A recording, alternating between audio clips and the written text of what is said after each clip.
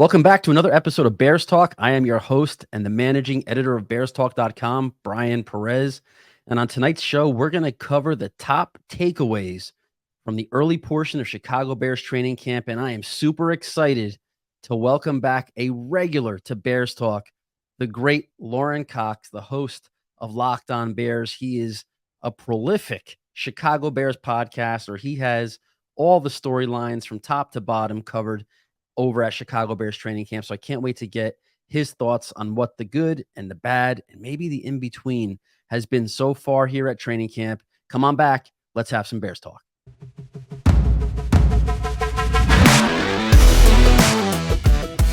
We're going to be an effort-based team.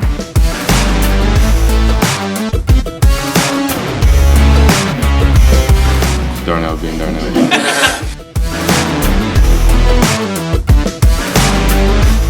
Love playing football. Ready to open this thing up. Let them know that we're coming. So before I bring Lorin onto the show, I have to remind all of you Bears talkers out there that if you haven't subscribed to the show, change that right now. Hit that subscribe button. Turn on the notifications so you know every time we publish a new episode. Make sure you're going over to bearstalk.com and getting all of your daily Chicago Bears news, notes, and information. And of course, we're very excited about the new mock draft simulator that we have over at Bears Talk. I know it's not yet draft season, but for you diehards out there, with the Chicago Bears having 2 first-round picks in the 2024 NFL draft, it's never too early to run a good old-fashioned mock draft. It's 100% free at bearstalk.com. You can make trades all 7 rounds. It's made for Bears fans, so go have some fun with it. And now that all of that is out of the way, let's have some good old-fashioned Bears talk. Let's talk training camp with the great Lorin Cox at Cox Sports 1 on Twitter. You can find him every single day on your favorite podcast providing platform on Locked On Bears. Lorin, welcome back. It's been a little while since we've had you here on Bears Talk. How's your summer been going, and how are you adapting now that the football news cycle is back in full swing? Enjoyed the downtime. Absolutely. Had a good time trying to disconnect for a little bit between mini camp and training camp. But boy, it's what now, the beginning of August, and it already feels like football is here. And I'm really excited to be back in the swing of things full time.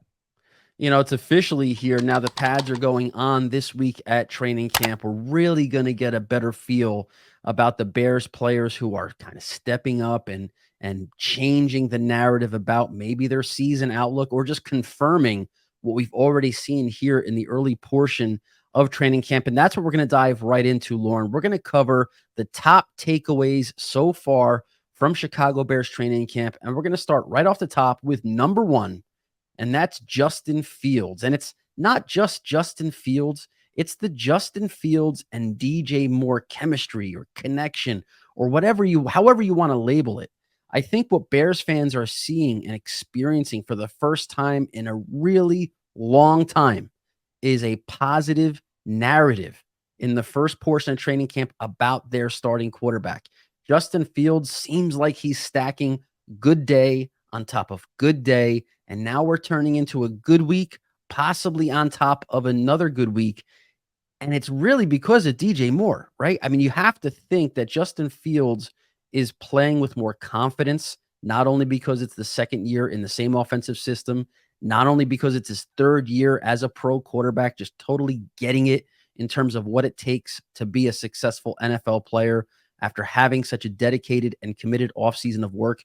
But having a number 1 wide receiver like DJ Moore probably brings him back to how he felt when he was at Ohio State, throwing to guys like Chris Olave and Garrett Wilson and Jackson Smith and Jigba. He had the kind of elite skill players that allowed him to just trust the process, trust the play call, trust the player to win one-on-one downfield. And we're seeing the highlights on social media. DJ Moore making plays against Tyreek Stevenson, against Jalen Johnson, against whoever's covering him. So, Lorin, that's got to be the biggest takeaway, right? That Justin Fields, number 1, is playing well, and that the impact that DJ Moore is having so early in his Bears career has been remarkable. Yeah, to me, it's the speed of how quickly they've built that connection, right? That we heard about it through OTAs and minicamp quite a bit, and even DJ Moore at the start of training camp had talked a little bit about how even he and Fields are starting to do some of the like nonverbal communication where they both know on certain routes against certain coverages how they both want to adjust certain plays so that the quarterback can throw it to where the wide receiver is going to go, even though that might not be exactly where it was drawn to up to go, but both guys kind of know what they want and how it's supposed to go. And it has really happened quite quickly. And it feels to me like some of that is just DJ Moore being the most talented Chicago Bears wide receiver we've seen since Brandon Marshall and Alshon Jeffrey. And I mean, by the time this deal is done with him in Chicago, we might be pushing him above that echelon of receivers. We'll see how it goes. And part of it too, I think there's just a certain natural way that human beings connect. And, I think DJ Moore and Justin Fields, for whatever reason, have personalities that seem to mesh really, really well. They made fast friends. It hasn't felt forced or, really trying to hurried. It's just been organic and natural for those guys to really connect on a deeper level that I think just it has made that go faster than if you just put, two other random quarterback and wide receiver together. You don't always know exactly how quickly those guys are going to get along and if they're going to have the same interests and how those personalities really, really mesh. But for Fields and Moore, it feels like those two guys made fast friends and it's translated to really a fast connection on the football field. It reminds me of what we heard last year this time about Justin Fields' connection with Darnell Mooney and how they were best buddies off the field and on the field. They were connecting, maybe not at the level that we're seeing Fields and Moore, the success level they're having through the first couple of days and when actually the first full week of training camp practices. But it just feels different when you're talking about a receiver like DJ Moore and the caliber of player he is in the tiers of NFL wide receivers compared to Darnell Mooney, who last year this time, it was almost like Bears fans were forcing the narrative that he was going to emerge as a true number one receiver. I was guilty of it too after Mooney had a 1,000-yard season, feeling like he could have that Terry McLaurin type of skill set as a great route runner, a smart football IQ guy. But we saw pretty quickly in the 2022 season that, yeah, sure, the passing game got off to a very slow and sluggish start, but perhaps part of the reason why was because there wasn't a true alpha number one receiver that Fields could count on. When everything else breaks down, having that guy that you could just say, I'm just chucking it up, and I know my guy has a better than not chance of making the play. Mooney was never that guy, and he was never going to be that guy. So it just feels different now that DJ Moore is part of this equation. It seems like every big play that we're hearing about Justin Fields making at training camp, 8 out of 10 times, it's DJ Moore. And that's a great sign for what's to come in the regular season. And it's going to really, if DJ Moore does hit that Brandon Marshall or Alshon Jeffrey level of production for the Bears in 2023, it's going to make the trade, the number one pick, that trade that the Bears sent to the Carolina Panthers for Moore and the 10 and a whole bounty of future picks. It already feels like that trade was a big win for the Bears.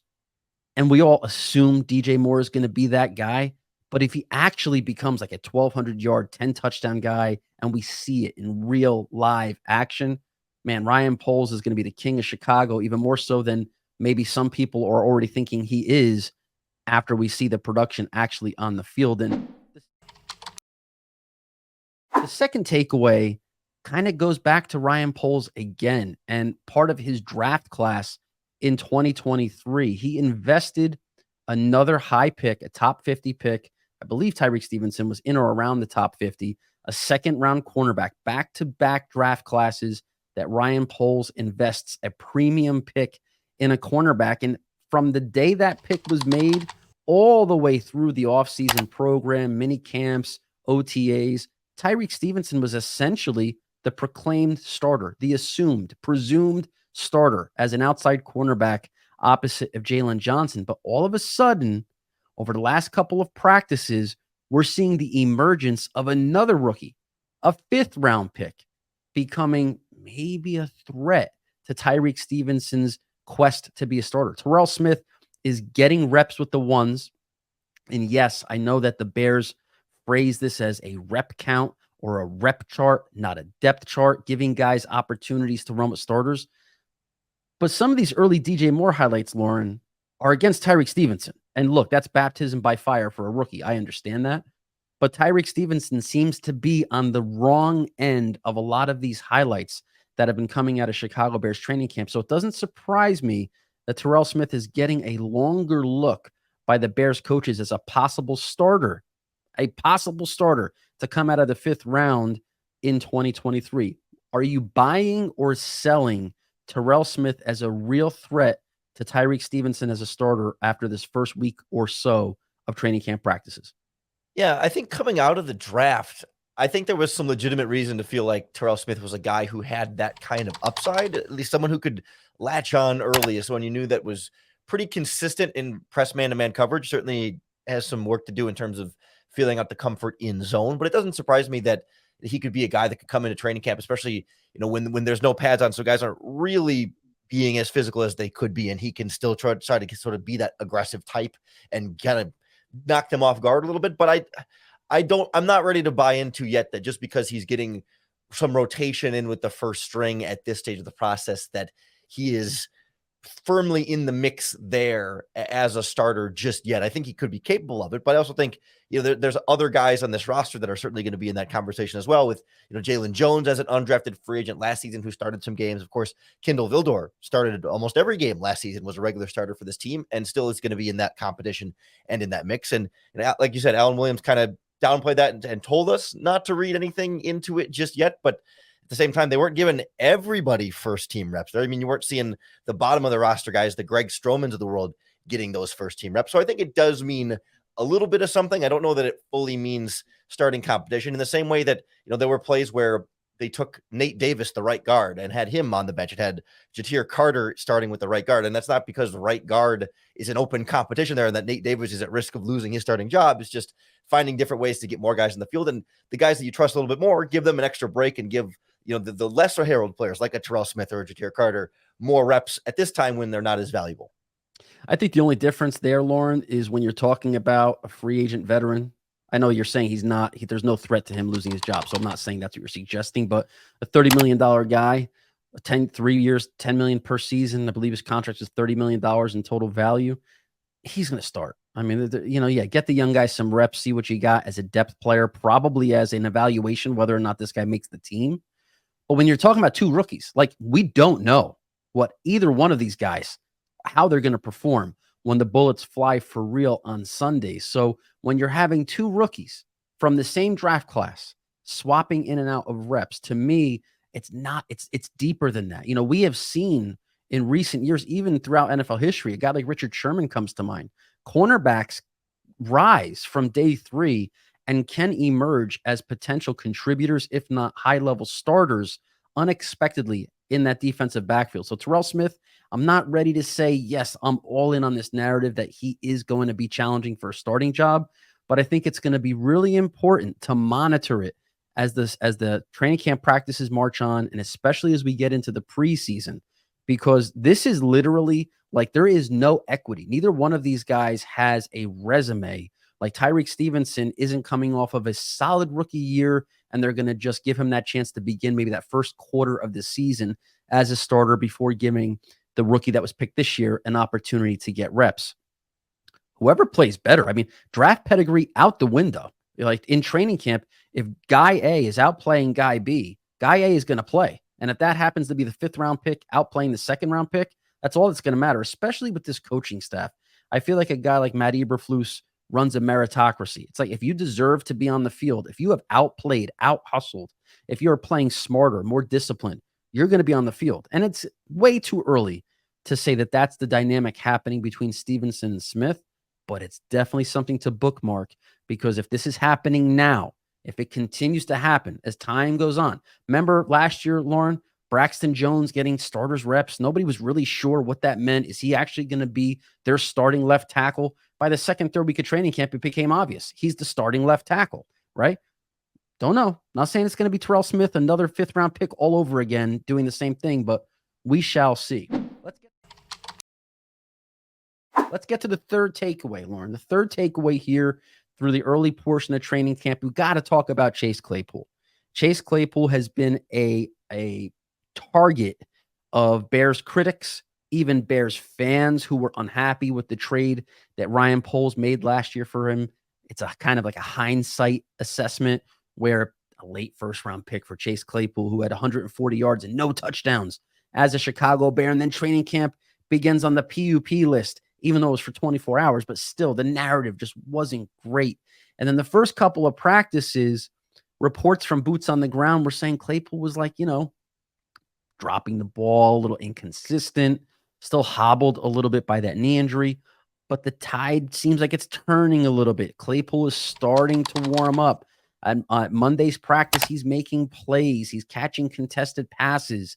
He's using those unbelievable natural gifts that he's blessed with to potentially look the part of the 1B in the Bears passing offense. Where do you stand on Chase Claypool? How do you feel about how he's been progressing through training camp so far? And what is your outlook right now? If we had to say the season starts tomorrow, what is your outlook for Chase Claypool in 2023?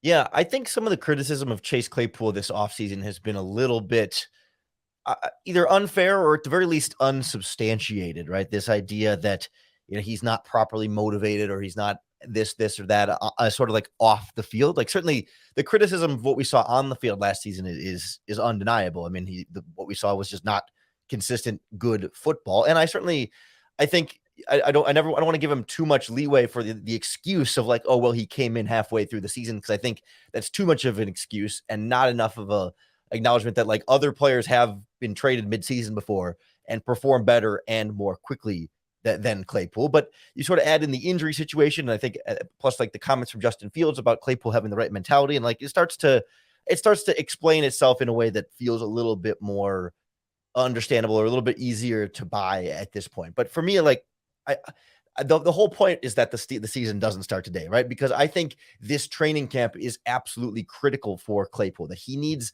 as many reps as physically possible and needs to stay healthy to get as many reps as possible. And he's already been sort of in and out of the practice rotation so far with some sort of soft tissue issue. That's a fun word to say, soft tissue issue, throughout the course of this offseason. So like to me, how healthy he stays through training camp will determine how well he does this season. If he's in and out of practice with these nicks and bruises and ends up missing reps here and there, I'm not confident in him coming into the regular season and really returning to the kind of form we saw early in his career at the Steelers. But like, if he can string together, even if he's having, up and down practices, as long as he's out there, trying to catch balls, trying to work through those problems now in training camp, so he's not working through those mistakes in week 1, week 4, week 8 before he's really fully comfortable and back up to speed in this offense. Like, this is the time he's got to work through that.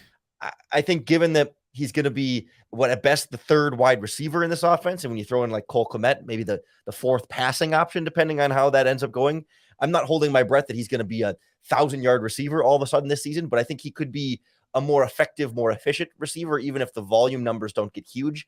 To me, it's all about like, can he make the big plays here and there? Can he bail out Justin Fields with his great size and his ability to win downfield? Even if it's only a couple of catches a game, if they're big plays, that's what's going to matter more for Claypool.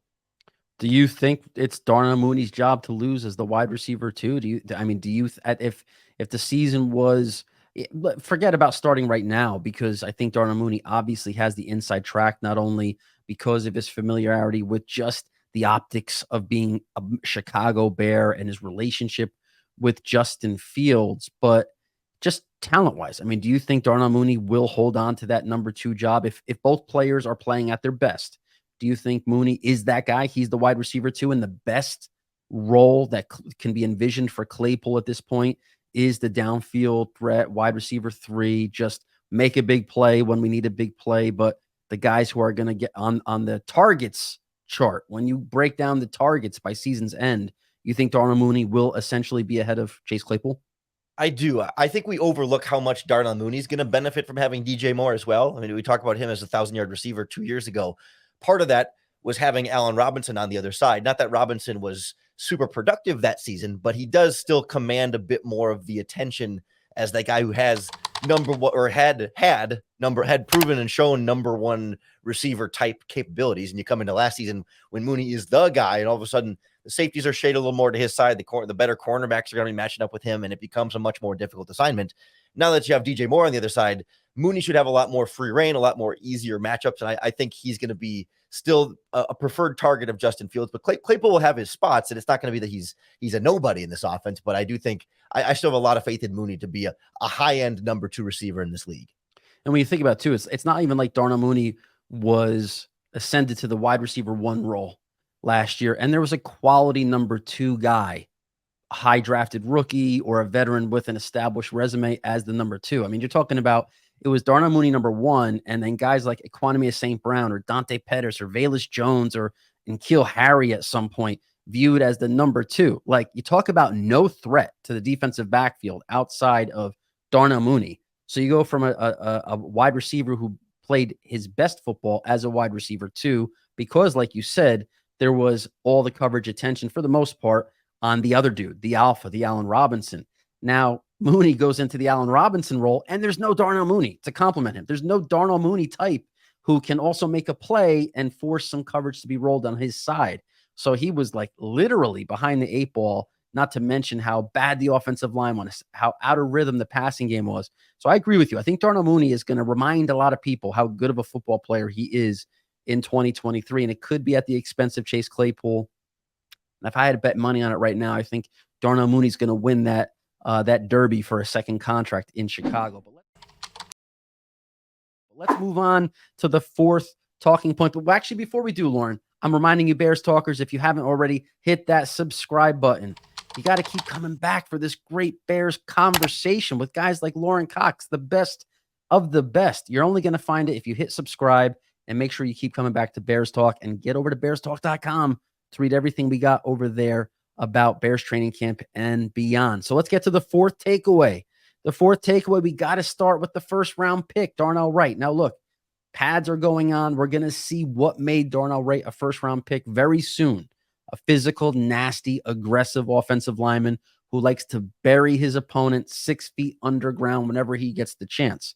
When you don't have pads on, you don't have the chance to do that. But we had some good and maybe some concerning moments with Darnell Wright so far through training camp. The good is the dude's character, work ethic, and how bad he wants it.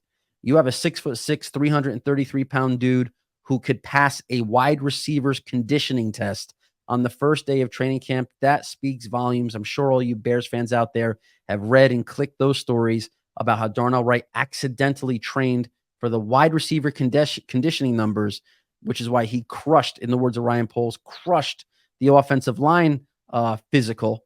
It didn't even break a sweat. So that shows me, and I'm sure you, Lorin, and all you Bears talkers out there, the Bears got the right guy from the neck up. He's got, and in the chest, right, in his heart. He wants to be great. That kind of work ethic you don't find every day. So that's a big plus for Darnell Wright. However, we can't all be rainbows and butterflies all the time. And on Bears Talk, we're going to keep it real, right? There have been reports from training camp about Darnell Wright getting beat from time to time in these pass rush drills. I don't necessarily think it's a red flag, because if you've gone to the Senior Bowl, Lorin, you and I have gone to the Senior Bowl many times. If you've been to NFL training camps at phases like this, you know that those pass rush drills always favor the defensive player. The offensive lineman tends to be at a disadvantage, especially if it's a one-on-one drill. And even if it's a team type setting, when the offensive lineman cannot go full go and really get physical, it limits his ability to win. And especially if you're the opposing defensive lineman going up against Darnell Wright, and you know he can't physically assault you at the point of attack, you're going to rush with a lot more confidence. But when you talk about athletic traits, feet, reaction time, hand placement, you don't want to see your 1st round pick get beat too often, especially by undrafted rookies. So, Lorin, on your concern meter, this has me very concerned, a little concerned, or this is not an issue at all. How do you view Darnell Wright's early performance through the first week or so of training camp?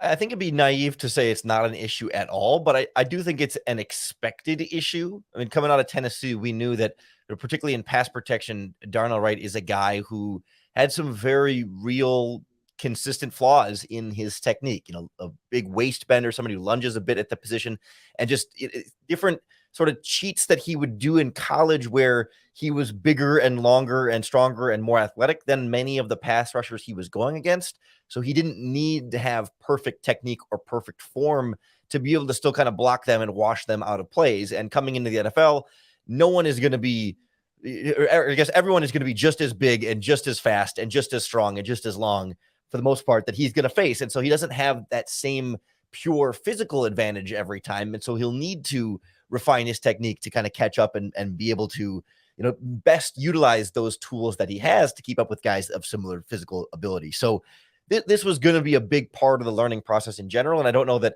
not having pads on is going to be the best time to evaluate his progress in those. So it's like, it's not nothing, but it's not a very big deal at this stage of the game. I was expecting him to have some struggles here, even if it's against guys like Travis Gibson and Dominic Robinson, or even farther down the depth chart. Like it's kind of to be expected. That's how he's going to learn at this stage of the process. And I think you want him to be losing now so he can fix those mistakes and be ready to go by week 1. So, Lorin, between me, you, and the thousands of Bears Talk YouTube subscribers, what is your confidence meter in Darnell Wright? Like, you talked about some of these issues he had as a prospect, and I agree with you, right? Like, Darnell Wright was not my offensive tackle 1. He was not my offensive tackle 2, right? Pre-draft. I understand why he was the Bears offensive tackle 1, most likely. I understand why he has a very high valuation or evaluation coming into the league and what makes him a really, really exciting right tackle prospect.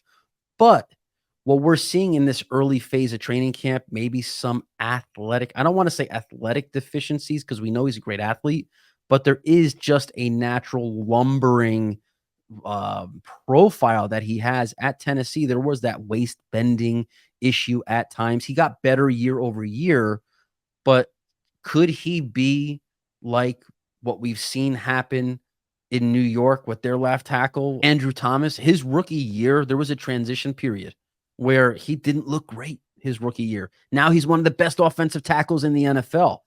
There is that transition that some of these offensive linemen who, like you said, have such success on the college level, SEC level college play, and it's still a reality check, a shock to their system when they get to the league, how even the undrafted rookies are bigger, faster, stronger than most of the guys they went against on a weekly basis in college. So I'm like, what's your concern meter with him? How confident are you that Darnell Wright is going to give the Bears like an A or A+ rookie season?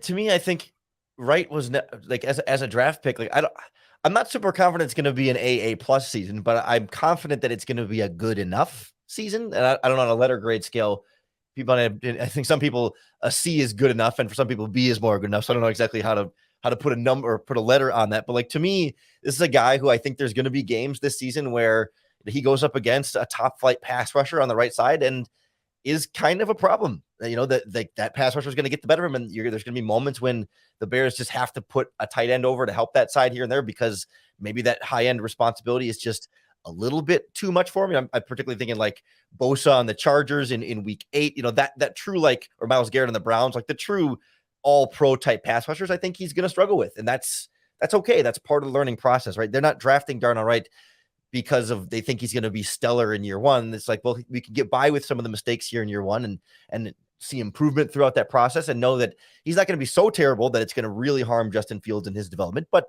there will be some ups and there will be some downs there. And I think that's going to be an important part of the learning process. So like some level of concern, but I think it's sort of an expected part of the process here. Like you mentioned, like so many young tackles can come in and not be perfectly stellar right away. I remember like Trevor Penning with the Saints struggled a little bit this season before he suffered his injury. And even Penei Sewell had some ups and downs early in Detroit, and Rashawn Slater with the Chargers, I think, had a little bit of back and forth in there too. Like, these guys come in and they're very good. These first round tackles, they're good. We're not saying he's going to be bad, but just there's going to be mistakes in that process too. And that's okay. And we should expect that along the way.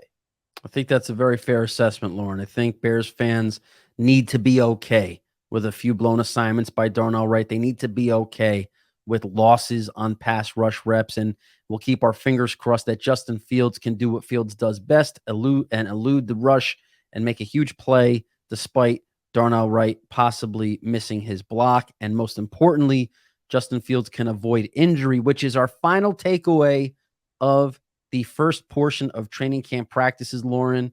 I'm going to keep my fingers crossed. I'm going to hope I'm not jinxing this team by saying it, but the Chicago Bears are healthy. This first week of practice, No serious injuries. Last year, this time, Lucas Patrick broke his hand and the center was out. And now the Bears have this huge hole in the middle of the offensive line.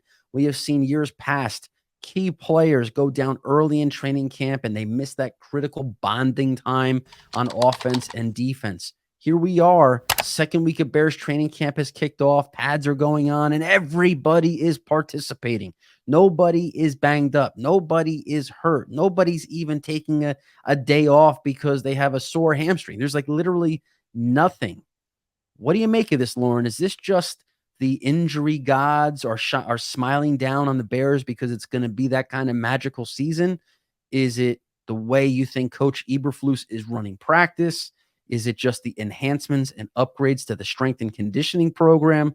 What do you attribute this to? Because Bears fans are so used to injuries being the overwhelming talking point of training camp. To go a week with nothing, it's almost like it's eerie, like what's lurking around the corner, what's about to hit. Should Bears fans feel like we're just in a new era, embrace it, or have I totally jinxed it? I mean, I think luck certainly has a lot to do with it, but I also, it makes me appreciate sort of the slow and steady approach that Matt Eberflus and company have taken to start training camp, right? There was a practice just the other day where it was basically like a slowed down walkthrough after like 3 or 4 practices. And everybody was like, kind of, wait a minute, like, weren't they ramping up? Why are they slowing back down? And the Bears were saying like, yeah, listen, this is just part of our getting guys back used to stuff. We're not trying to overwork them too quickly and risk an injury, much like that. And sure, I think if I had been a fan in attendance at that training camp practice, might have been a little frustrated that, I got a ticket or whatever and drove out to Hallis Hall and didn't get to see a full speed practice. But I would hope that the same fan might have the bigger picture in mind and recognize the value of not having players get injured by practicing too hard at training camp. So same thing with how long they're waiting to put on the pads. I mean, pads aren't coming on until Wednesday, August 2nd, officially is when Eberflus said it'll be like a full week of practices without pads. Usually, I think in years past, it's been like, 1, 2, maybe 3 practices. And then by that first weekend of training camp, pads are coming on. It's full go. And the Bears have taken it nice and slow. There's still value you can get out of these unpadded practices, even if it's a little less so for the offensive line and defensive line. But I think it's still early. You can still have the preseason. You got plenty, we got multiple weeks of training camp left to do it with the pads on. So I think that's all coming together very nicely. The only exception to the whole thing has been Dante Pettis remains on the non-football injury list. But if Dante Pettis is the biggest injury you got going on right now, you're feeling pretty good compared to the rest of the NFL. Yeah, last year, this time, Dante Pettis being on the non-football injury list would have been a blow to the starting lineup. Now we're talking about a guy who probably at this rate might not even make the team. I think he still has a chance, but Velus Jones keeps showing out on special teams. Dante Pettis, his opportunity to find a way to that 53-man roster, that it's shrinking by the day. What's not shrinking by the day, Lorin, is the impact you make on the Chicago Bears community, because every single day, Locked On Bears is my favorite listen driving into work. I get the rundown on all the latest Chicago Bears news and notes from the day before or even the day of. Lorin, tell all the Bears talkers where they can find you on social media every single day with your podcast. Of course, you can find the podcast anywhere you listen to podcasts or on our YouTube channel. We're on Twitter, or I don't know if we call it X now. I'm never sure what to call it anymore, at Locked On Bears. I'm on Twitter at Cox Sports 1. We got a Facebook group. We're launching a subtext group as well. So we're really getting out there and trying to build the community up a little bit and get that Bears talk going 5 days a week here. It's a lot of fun, and I appreciate you having me on the podcast. Lorin, I appreciate you coming on, and I'm holding you to it. You're going to keep coming back as a regular on Bears Talk. For all of you out there who don't know, Lorin and I go way back to the Bears Wire days, and he has always been my go-to guy for fantastic top-level A++ Bears contribution. So, Lorin, thanks for coming on, and we're going to have you back real soon. That's the great Lorin Cox from Locked On Bears. I hope you Bears fans enjoyed today's conversation about the big takeaways from Chicago Bears training camp. We will be back with another episode later this week to talk about everything that's happened with the pads going on. That's what I'm excited for. I know that's what you're excited for. And remember, subscribe. You can't get the show to your feed without subscribing. So hit that subscribe button wherever it is on your screen. Remember, Bears fans, keep your head up and bear down.